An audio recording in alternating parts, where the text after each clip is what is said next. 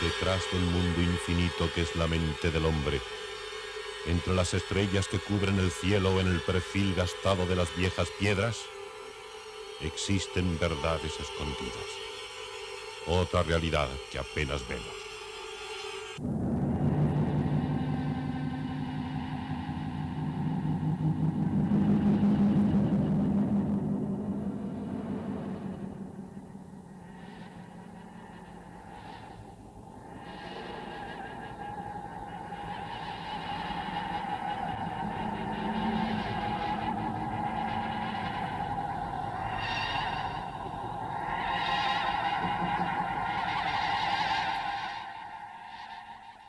Buenas noches.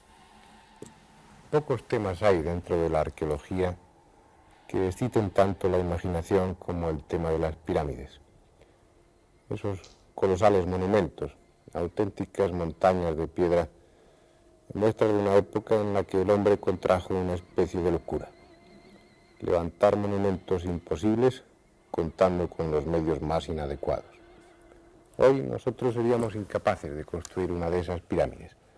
De hecho, cuando las circunstancias nos han obligado a trasladar alguno de esos obeliscos, alguna de esas enormes piedras, toda nuestra técnica, todos nuestros potentes motores, todos nuestros medios tan poderosos, se han visto prácticamente impotentes para desplazar esas enormes masas.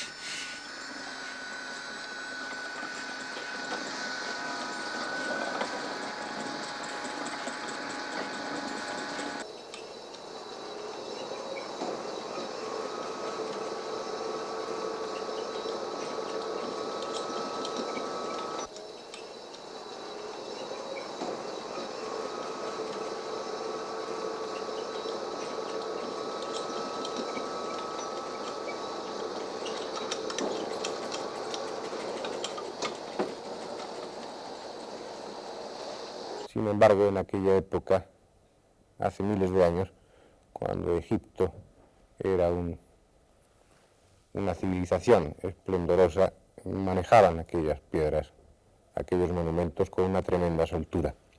Hablar de Egipto nos lleva forzosamente a hablar de las pirámides.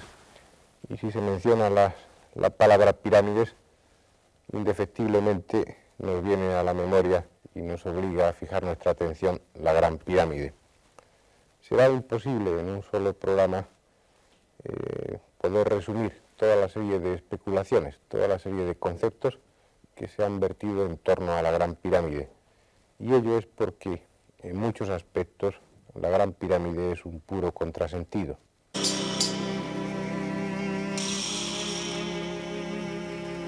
Ahí la tienen. Es una especie de desafío al tiempo, a la técnica y al hombre de todos los siglos. Poco a poco se van desvelando sus misterios, pero la mayor parte de ellos probablemente queden ocultos para siempre. Su altura actual es de 139 metros. Su volumen, 2.632.000 metros cúbicos. Su peso, 7 millones de toneladas. Está formada por 203 hileras de piedras, aunque cuando se construyó debía tener 208 o 210 hileras. En total se emplearon para su construcción 2.600.000 bloques de piedra. Piedras enormes, labradas con una meticulosa exactitud y que encajan absolutamente, sin dejar un resquicio. Fue construida hace 4.800 años antes de Cristo, es decir, un total de unos 6.800 años. Conviene detenerse un poco en esta cifra. Si ustedes se dan cuenta de que nuestra época actual, no lleva apenas unos 2.000 años transcurridos y sin embargo los principios, el año 1, el año 2, los 100 primeros años parecen lejanísimos en el tiempo. Sin embargo, desde que se construyó la Gran Pirámide ha pasado 3 veces y media aproximadamente este tiempo. La mandó construir un faraón, el segundo rey de la cuarta dinastía de Manetón. Se llamaba Sofis, Saofis o Keops, como ustedes prefieran.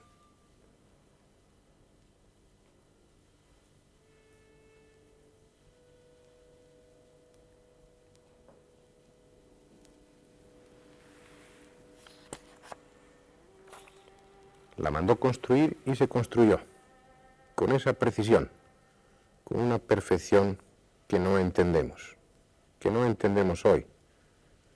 Si pensamos que en aquella época no conocían el hierro como instrumento de trabajo y para tallar la piedra metían cuñas de madera mojada en las grietas y utilizaban mazos de piedra y sierras de cobre. Con esos elementos, la historia nos dice que aquellos hombres construyeron las pirámides. No es de extrañar que mucha gente no se lo crea, entre ellos Berger, Colosimo y tantos otros.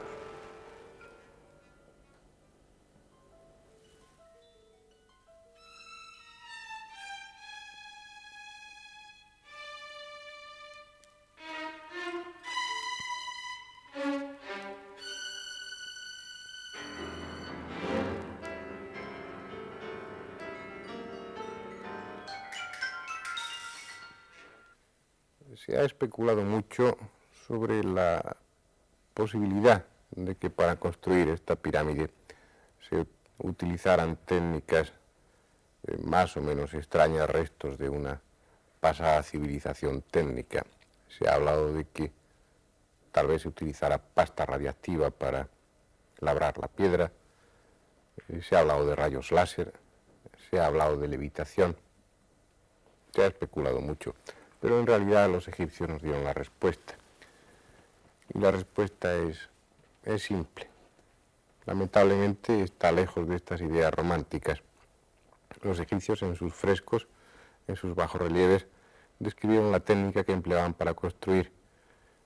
Y empleaban esas hachas de piedra y esas sierras de cobre y una acumulación de obreros para sustituir las dificultades técnicas. Heródoto nos dio una serie de datos precisos al hablar de la construcción de la Gran Pirámide. Nos dice que se emplearon 10 años en construir una calzada, una gran calzada de piedras pulidas que servía para arrastrar las piedras que servirían para construir la pirámide. Una calzada que es casi tan importante en cuanto elemento arquitectónico y esfuerzo empleado, casi tan importante como la Gran Pirámide. Esta calzada tenía unos 5 estadios de largo, unas 10 brazas de ancho y unas 8 brazas de alto, es decir, aproximadamente 1 kilómetro de longitud, más o menos 18 metros de anchura y una altura de casi 15 metros. Después una obra colosal. Sin embargo, para construir la Gran Pirámide propiamente dicha, se utilizaron unos 20 años aproximadamente. Unos 20 años de largo y tremendo esfuerzo para esos 100.000 obreros que se relevaban cada 3 meses. Unos 20 años para construir una pirámide que nunca albergó el cuerpo del faraón.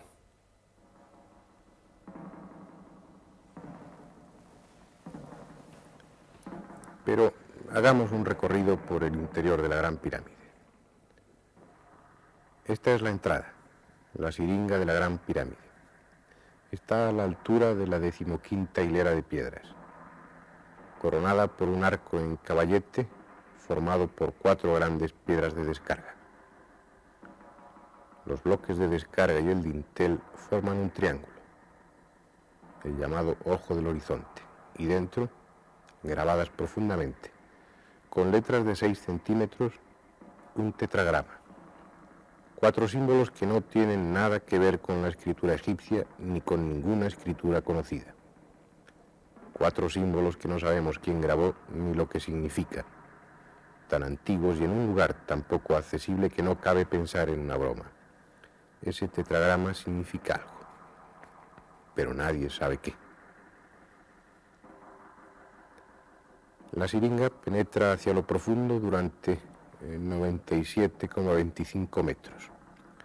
Luego hay un corto tramo horizontal de 9,5 metros de longitud que desemboca en la cámara subterránea.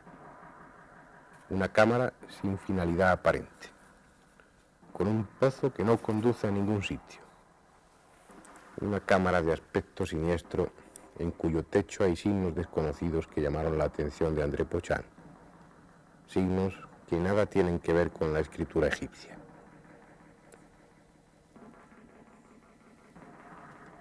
Si abandonamos la cámara subterránea y de nuevo ascendemos por la siringa, a unos 21 metros de la entrada encontramos el comienzo del canal ascendente. Por él se llega a la gran galería y al comienzo de esta, en un rellano, está la entrada a un corredor horizontal que nos lleva a la llamada Cámara de la Reina. Esta Cámara de la Reina es una estancia que nunca sirvió de tumba. Era en realidad la morada secreta de un doble del rey, una estatua de basalto a la que, según los ritos isiacos de abertura de los ojos y la boca, se le daba vida. Una vida espiritual, no es que la estatua se moviese sola. Si volvemos sobre nuestros pasos, llegamos de nuevo a la gran galería, un pasadizo de grandes dimensiones, una altura de casi 9 metros y una anchura de 4 codos, es decir, más de 2 metros. Al final de esta galería encontramos al fin la llamada Cámara del Rey, una amplia sala de más de 10 metros de longitud por 5 de ancho y 6 de altura. En realidad estas medidas que comentamos aquí no son nunca exactas en nuestro sistema métrico decimal, pero sí lo son al expresarlas en codos, que es la medida de longitud que empleaban los egipcios. Esta Cámara del Rey está construida totalmente en granito de Asuán. Las losas que forman el techo de la cámara pesan aproximadamente unas 400 toneladas. Dentro de la cámara, lo que llama la atención es el sarcófago, construido en granito. Un sarcófago sencillo, provisto de un ingenioso sistema que hacía que, una vez cerrado por la losa que lo tapaba, ya no se pudiese abrir. Un sarcófago que, como bien sugiere Pochán, no era la tumba de Keops. Solo tenía la función de albergar durante 2 días el cuerpo del faraón. El cuerpo que, una vez terminados los ritos religiosos, pasaría a su tumba definitiva.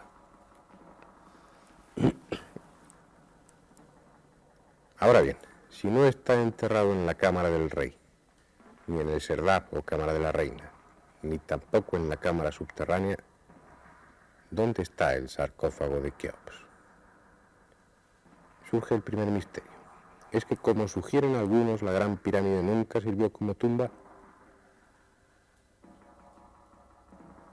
Heródoto dijo que la cámara funeraria estaba en la profundidad, 58 metros bajo la superficie, pero nunca se ha encontrado.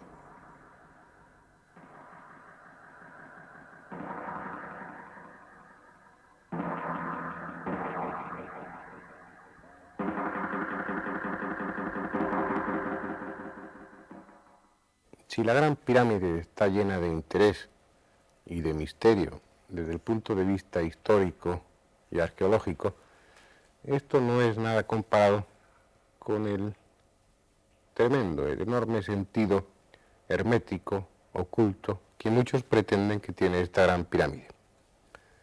Han sido muchos los pseudoarqueólogos que han tratado y han comprobado, por lo menos han pretendido comprobar, que en la Gran Pirámide existían una serie de medidas y relaciones que hacían de este monumento en piedra una especie de plasmación geométrica de una serie de datos matemáticos y físicos completos, que abarcarían pues casi todas las ramas del conocimiento humano. Como si de alguna forma la Gran Pirámide fuera una especie de legado de aquellas gentes que lo construyeron, escrito en una clave que si los hombres del futuro, es decir, nosotros, alcanzamos a descifrar, podremos tener así acceso a todo el conocimiento humano, al límite, al cúmulo de conocimiento, como si esta gran pirámide fuera en realidad un libro, un extraño libro en cuyas páginas están incluidas todas las posibles facetas del conocimiento humano en todos los sentidos. Vamos a tratar de considerar, aunque sea brevemente, este aspecto de la Gran Pirámide. Pero para ello he de advertirles que hemos utilizado las medidas últimas de esta Gran Pirámide, las medidas proporcionadas por una serie de elementos técnicos muy precisos y que estas medidas lamentablemente han hecho tirar por tierra la mayoría de las teorías fantásticas de estos románticos de la arqueología, y que las especulaciones de Davison, de Lagrange, de Smith, de Lavater-Moret, todas estas especulaciones de estos hombres que no dudaban en falsear las medidas de la Gran Pirámide e incluso sacarse de la manga, y valga la expresión, un término como el de codo piramidal, que al parecer nunca existió nada más que en su fantasía, estos hombres que con esas falsedades, arbitrariedades o exageraciones llegaron a encontrar la plasmación en la Gran Pirámide de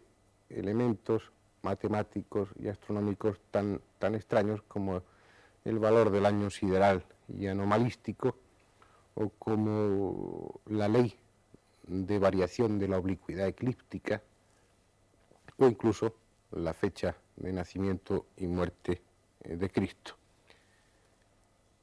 Por ejemplo, entre uno de los muchos datos que según estos arqueólogos o pseudoarqueólogos había registrado dentro de la Gran Pirámide, uno de ellos era que la siringa, desde la entrada hacia la cámara subterránea, esa siringa estaba orientada de forma que desde ella podía contemplarse la estrella polar de entonces, de aquella época.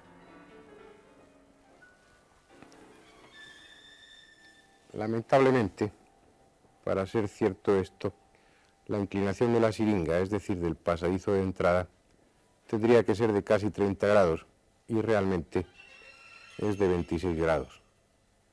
Además, como bien señala Pochán, en aquella época, en la época en que se construyó la Gran Pirámide, no había ninguna estrella que señalara el norte.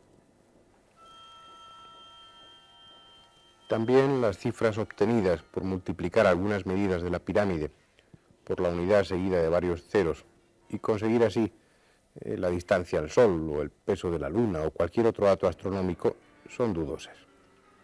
Tengan en cuenta que aún empleando mediciones muy exactas, no podemos estar seguros de las auténticas medidas de la pirámide cuando se construyó. Está muy deteriorada. No podemos fijar una medida sin considerar un error posible de 10 o 20 centímetros. Y este error, al multiplicarlo por 10.000 o por 1.000.000, nos daría un error aún mucho más grande. Lo que es evidente es que en la Gran Pirámide está registrado el número pi, por ejemplo, y toda una serie de relaciones trigonométricas que demuestran unos conocimientos matemáticos auténticamente sorprendentes en los egipcios.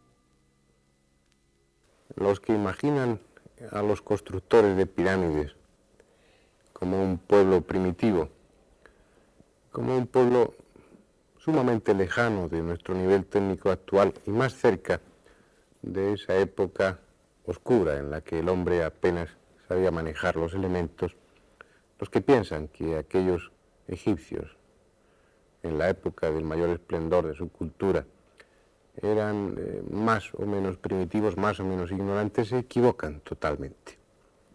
Por ejemplo, en cuanto a la medida del tiempo, los egipcios sabían mucho más que nosotros en la actualidad. Utilizaban un calendario mucho más racional que el nuestro.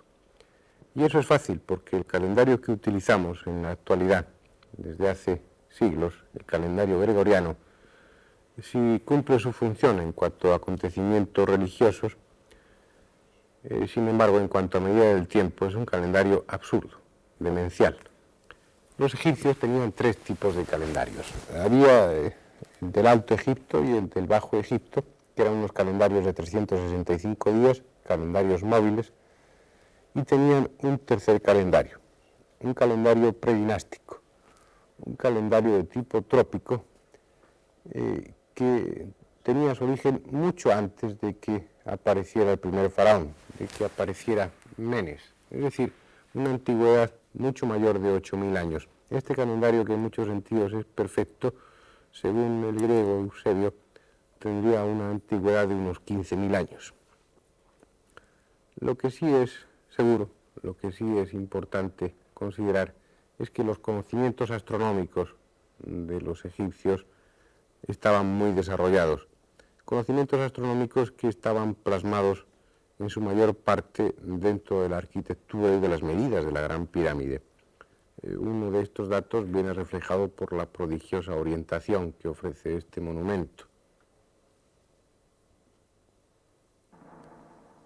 Es seguro que durante la Cuarta Dinastía se midió la Tierra.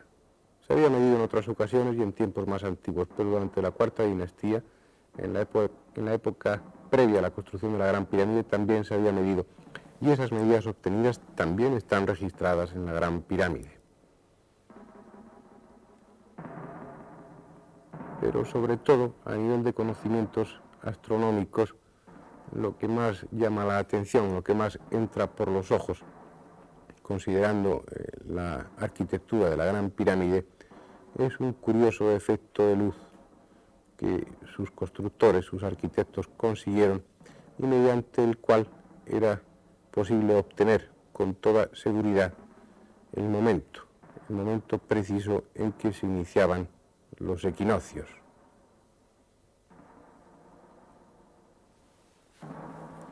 Las paredes de la pirámide no son lisas, como parece a simple vista, sino cóncavas.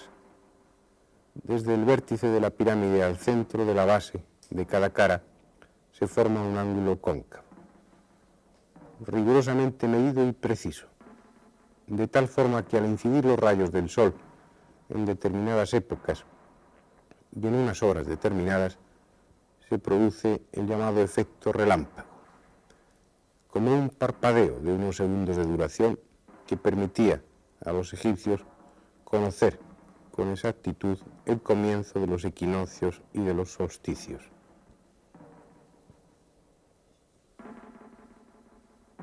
La Gran Pirámide de Keops, cuyo faraón aún no ha sido descubierto, era tumba y era templo solar, una enorme construcción de piedra que estaba pintada de color rojo brillante y que nunca ha terminado en punta.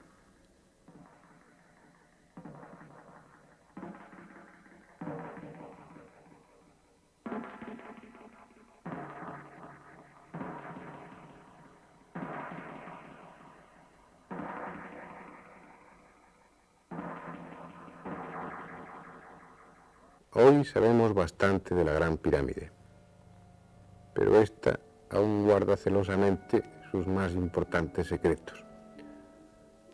Puede que un día seamos capaces de descifrarlos, y puede que así entendamos mejor a un pueblo, un extraño pueblo cuyo origen se pierde en conjeturas, un extraño pueblo que poseía una serie de conocimientos tan elevados, que llevan implícita una tecnología tan desarrollada que solo cabe una posibilidad, que hubieran heredado esos conocimientos de un pueblo, de una cultura mucho más antigua, perdida en la más oscura noche de los tiempos.